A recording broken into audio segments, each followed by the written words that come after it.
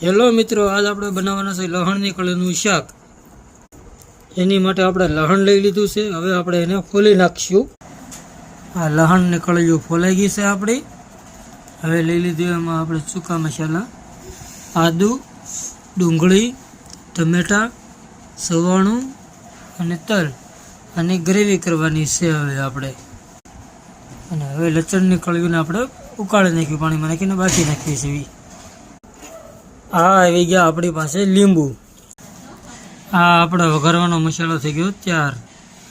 આ છે લસણ આદુની પેસ્ટ, આ છે ડુંગળીની પેસ્ટ, આ છે ટમેટાની પેસ્ટ, આ છે આપણે સવાણું અને તલ ખાંડેલા, આ આવી ગયા ખડા મસાલા, આ આવી ગયા તલ અને આ આવી ગયા લીંબુ। હવે આપણે કરીશું વઘાર। હવે આપણે સૌ પ્રથમ પહેલાં એમાં ઓઇલ લઈ લઈશું।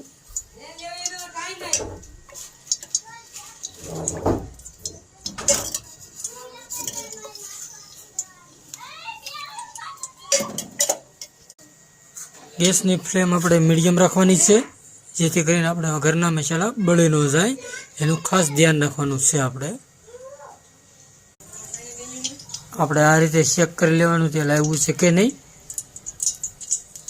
તેલ આવ્યું હોય પછી જ આપણે મસાલો નાખવાનો। હવે આપણે નાખી દીધા ખડા મસાલા આપણે લીધા હતા એની અંદર।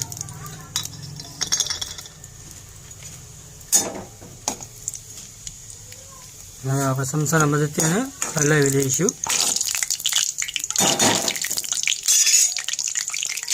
સારી રીતે સડી જાય ત્યાં સુધી એને આપણે શેકાવા દઈશું।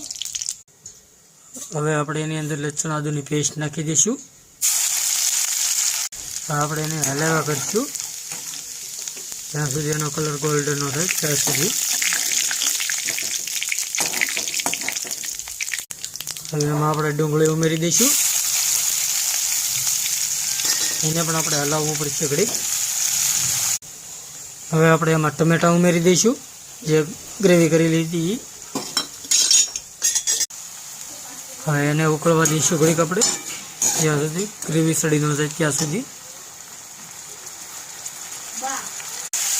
હવે આપણે એમાં સવાણું ઉમેરી દઈશું।